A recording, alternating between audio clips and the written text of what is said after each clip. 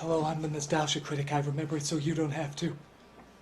Sorry about all this. It's just, I'm really concerned because I heard you know who might be in town. Ah! Sage! Yes, me. You're looking good. You been working out or something? New haircut, new wardrobe, penis enhancement? Silence! Ah! What do you want with me, mentally demented one? My day of reckoning, critic. My day that has been coming for nearly 4 years. Reckoning? That little cameo of mine in your Care Bears review could only sate me for so long, critic. A full and proper crossover is inevitable. You mean you want to do a review? Well, I guess that's fine with me. How's your schedule the next 5 years? Now, critic! Look, no offense, Sage, but anything having to do with you scares the shit out of me. I mean, you don't review things that are well. You are not well! It took me a while, critic, but I finally found the perfect movie for us to review. Oh no, I've seen what you review. You're not gonna make me review cops with grenades tied to their pubes or something. Critic, have a little more faith in me than that. If I showed you something from my personal collection, it'd probably kill you. If you die, then I'd have no one to play with. So I bring you this. Star Chaser, The Legend of Orin? Are you kidding? What? This doesn't look that bad. You're not afraid?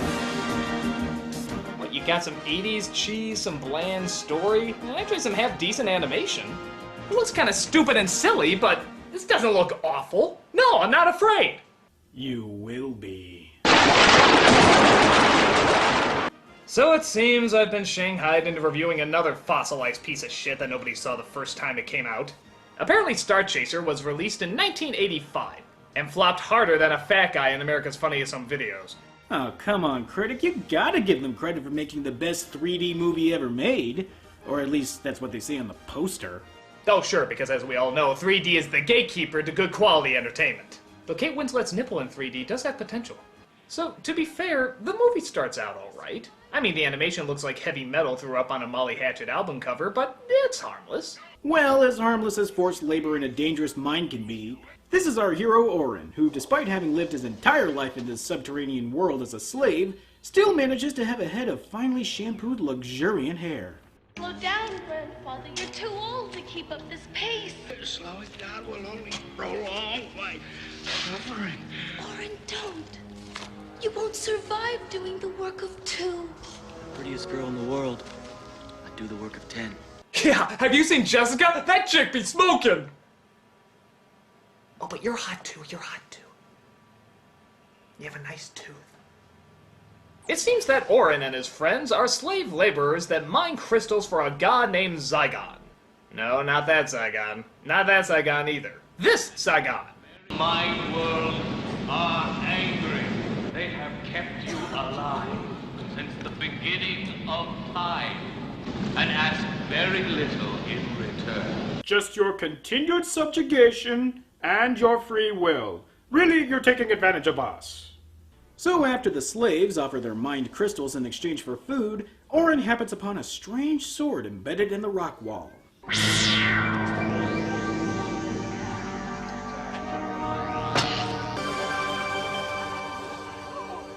It's a lie. You will go to the Dagobah system. There you will learn from Yoda. Oh, I'm sure that's just a coincidence. Yeah, so not Obi-Wan says that there are other worlds outside of the caverns, and that the wielder of the sword can free all the slaves, if he is able to find the blade. So after pointlessly wrestling with another slave, Orin takes what's left of the sword and vows to find the blade. We'll go together, Elan. I'll go with you too. You'll have to be with us in spirit, Callie. It's too dangerous for one as young as you. I'm not too young. You don't want me because I can't see. No, we don't want you because you're ball-gratingly annoying. Don't leave me, Orin. What if you don't come back? It's like he talks in that tone of voice whenever you're trying to mimic someone to sound really whiny. Show him how it's done, Robin.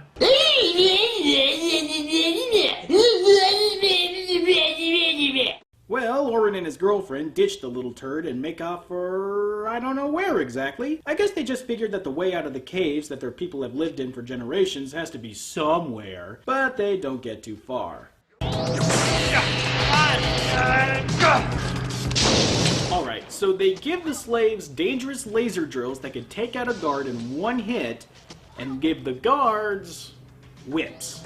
This isn't an S&M bar. Why don't you give them some guns? Watch out for the crystals! Point taken.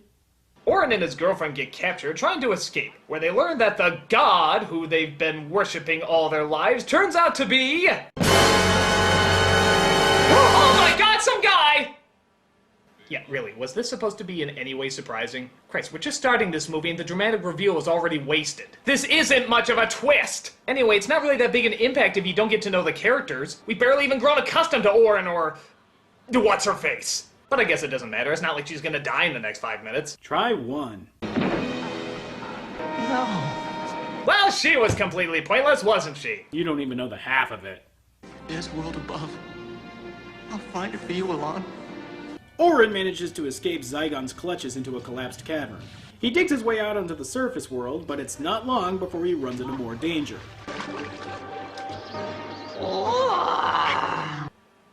Sage, what's that? Hell if I know. It looks like it crawled out of the asshole of H.R. Geiger's nightmare. No, this looks like it crawled out of the asshole of H.R. Geiger's nightmare. It's just too bad. Because we're going to take him anyway. It's the eyes, isn't it? The eyes! What's up with the eyes? When I kill your brother, I talk. Just So, my new nightmares for the week take Orin prisoner and decide on who gets what body part of Orin's. Ooh, I'll take the brain! Oh wait, no, that won't fill me up enough. But one of the ungodly monstrosities gets a little too curious with Orin's sword and winds up cleaving one of the others in half. Orin manages to trick the last of the remaining monsters into letting him go, and yeah, big deal tricking things that couldn't figure their way out of a Chinese finger trap. You've got exactly 10 seconds to tell me what you're doing in this swamp. Oh, hi, Han Solo. Han, what are you talking about? Oh, wait a minute! A young kid on a distant backwater world finds a magic sword and under the instruction of a wise old man, finds a rogue smuggler to help him defeat a dark overlord. This is Star Wars! Wait, is that guy a smuggler? Yeah, he's a smuggler. This is Star Wars! Yeah, you're pretty much right. Star Chaser even goes beyond lifting plot elements and characters and rips off iconic shots from the original trilogy. I can't believe it. This is shameful. This is insulting. This is downright unforgivable. Oh, you want to know what the best part is? What? The same people who distributed this in theaters also distributed the Garbage Pail Kids movie. Oh, yeah, that's really amazing. I can't take anything from them. I can't take anything from them. Excuse me for a moment, folks. I got some business to take care of. Mums!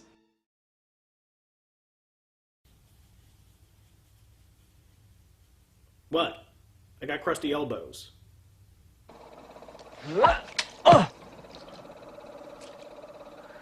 What in the hell are you doing? That's our hero, ladies and gentlemen. Guy who trips over himself when slightly tapped from behind. This, oh god, it feels disgusting reviewing anything by those people. This Han Solo wannabe is named Dag, who tells Orin that the crystals he's been mining for all his life are commonly thought to be mined by robots. But the scene is interrupted by a swamp monster that grabs Dag.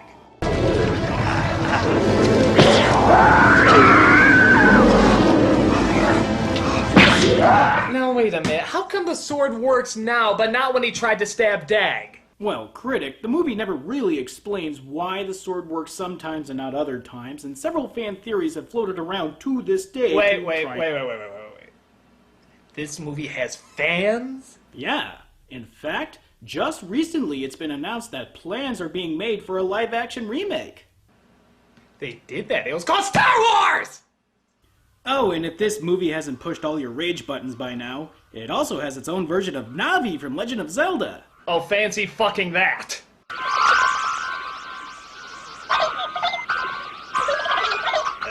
Is he fondling the little light bulb's junk? I'd like to think so. Well, we don't linger on the possible molestation for long as a patrol comes along and starts attacking the two, and they retreat back to Dag's ship.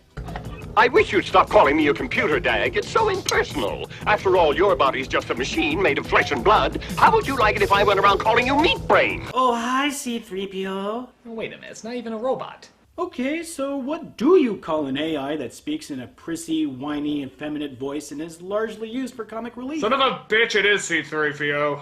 Ow! I told you it wouldn't work! By the way, does Dag ever finish that cigar? Do people just not know how to smoke things in space? Well, actually, that's unlikely, because they came up with a screenplay, didn't they? Okay, so the two fly off with Dag deciding to attack a nearby base because, well, the movie has to find a way to shoehorn more lifted shots from Star Wars that way. Also, AT-ATs much? Dag manages to steal some of the mind crystals from a nearby transport ship, but Zygon captures Dag before they can make off. But of course, Orin, not being the sharpest tool in the shed, demands that the ship be lowered so he can confront Zygon head-on. Oh! You!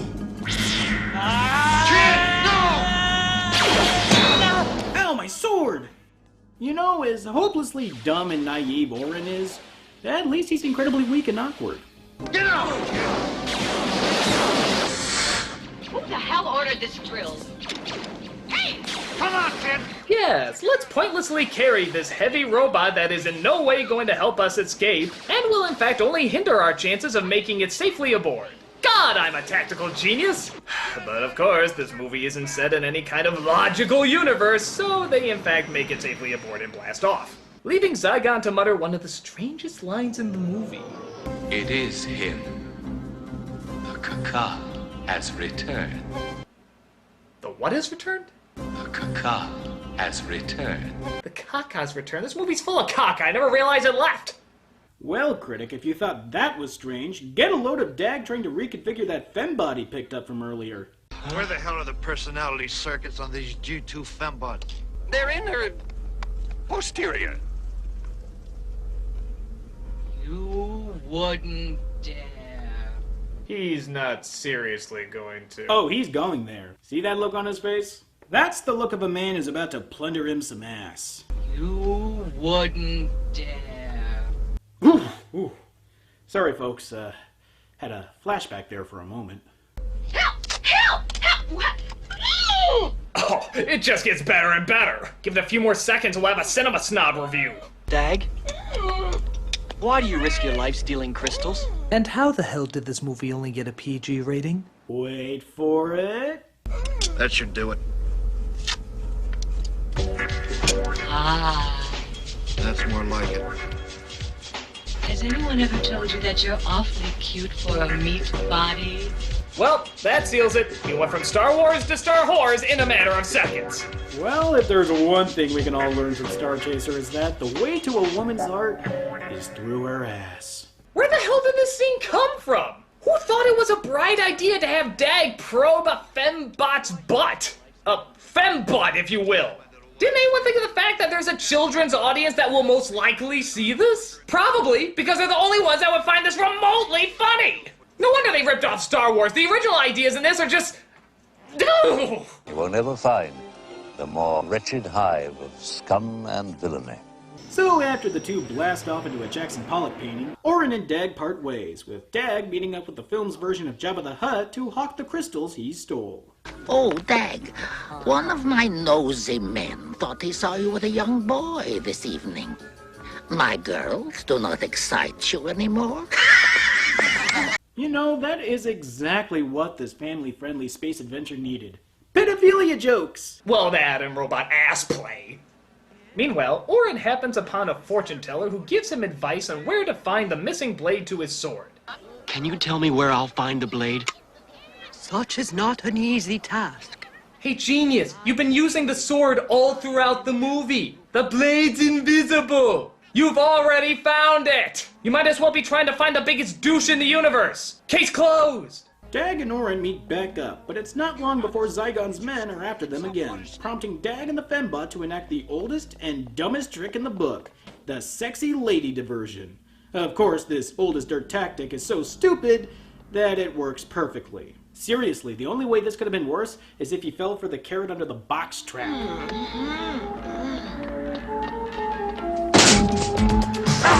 Wait a minute, how the hell did that second guy get knocked out? Nothing touches him! See? Dag hits one of them with the butt of his gun, and the other guy just falls over like he's wounded. I'm not dead. You'll be stone dead in a moment. Luckily, Dag and Orin manage to elude Zygon's men, and they escape. So we bamf to another planet, I think.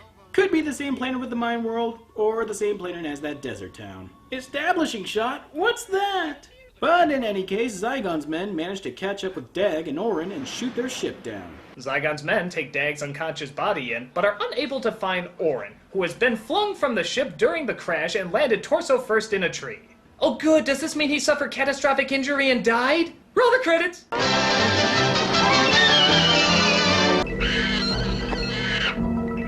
Oh hi, Boba Fett. Nope. Oh hi, Princess Leia.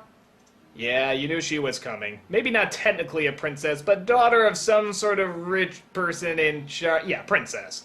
So Princess Leia takes Orin away to her castle because the plot demands it. And Orin wakes up in her bedroom wearing the most embarrassing blue midriff vest. Are undershirts extinct in this universe? How come in 80s sci-fi men always want to wear even less than the women do? Elon? My name is Aviana. Who is Elon? A friend? From the mines? Yeah, just a friend, and totally not my love interest who died just a few days ago.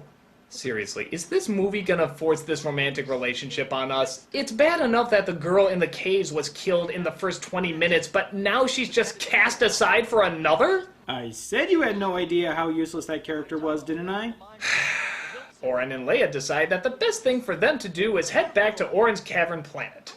Who was your father? Why, Morbro, of course. Supreme Governor of the Bordegon System. I'm getting sick and tired of never understanding. But Orin, never understanding is what you're best at. Meanwhile, Dag is being held prisoner by Zygon, and I think you know where this is going. Try to imagine a needle, the thickness of a human hair, slowly thrust between your eyes.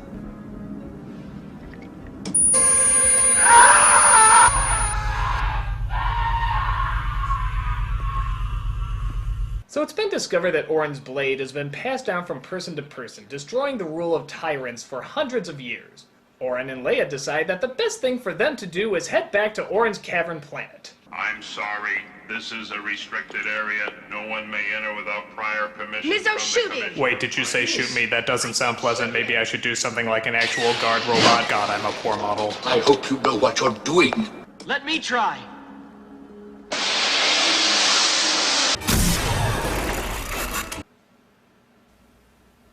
Nah, that's a coincidence. But of course, breaking into Zygon's lair haphazardly has its disadvantages, like being immediately captured. A robot? No, not just a robot. I am the robot. I have been putting the pieces back together for over 1,000 years. He's more machine now than man. So Orin is thrown into jail next to Dag. With the blade in Zygon's possession, nothing can stop him from taking over and enslaving the humans. In fact, this blade is so important that Zygon just leaves it out in the open on a console board. How much you want to bet that's gonna bite him in the ass? Starfly!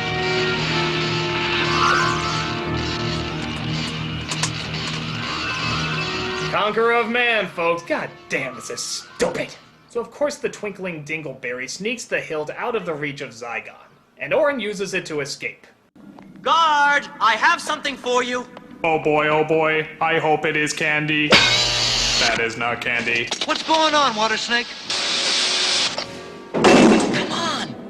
So Orin and Dag manage to sneak aboard one of Zygon's ships as they leave to destroy humanity's space fleet, I guess. Yeah, we're supposed to care about some fleet we've never even seen in this movie? Oh, and I mean literally never see. We never see a single spaceship of theirs, or even the planet which they're protecting. My God, I'm so invested! Luckily, the Fembot managed to fix the ship and rejoins Orin and Dag as they manage to overtake control of the flagship leading the attack. And with a simple push of a button, detonates all the missiles in the entire fleet, effectively destroying every ship. Christ, if a single button push could do that, I'd hate to see what would happen if a guy accidentally spilled his coffee on the control boards.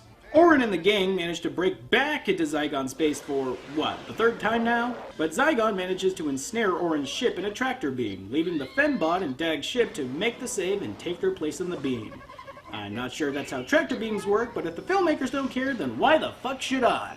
Ouch! Good suggestion! The flagship decimates all of the base's defenses, leaving Orin to face Zygon one-on-one. But it looks like Leia decides to go after Orin anyways after seeing Zygon pursue after him, and gets her ass captured as the two were fighting like a complete dumbass. Give me the hill, Kaka, or she will die like the other.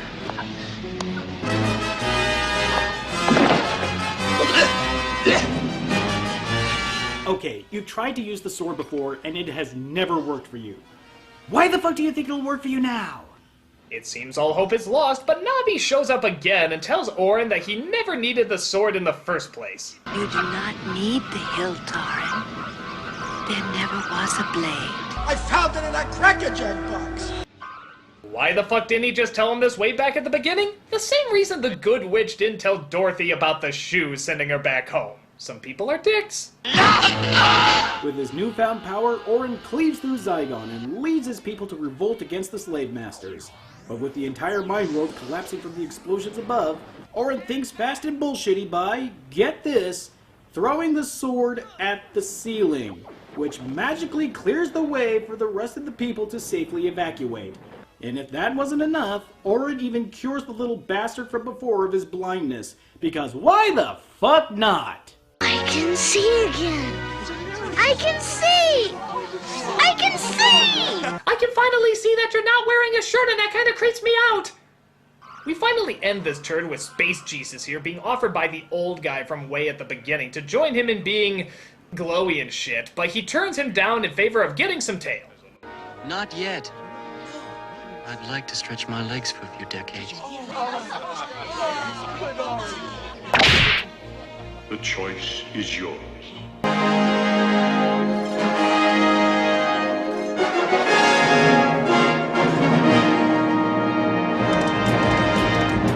Thank God it's over. Let me tell you, this was a dumb, dumb movie. I mean, beyond all the plot points, characters, and shots that they stole from Star Wars, it's just lazy. I'll admit the animation can be good at some times, but the whole story is just a complete mess of half-baked ideas and sloppy execution. And it's just frustratingly blatant how much they're ripping off Star Wars. I'm sorry, it really gets in the way. But I did it. I stood up to your movie and I got through it. What do you think of them apples, bitch? I'll admit, you fared better than I expected. Can't wait to see how you'll respond with my next offering. Next offering?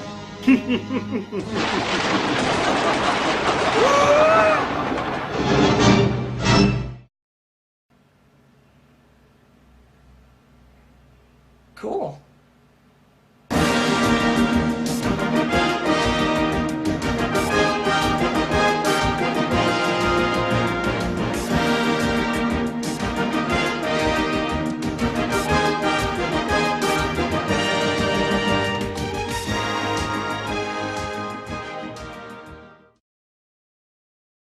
Kaka has returned.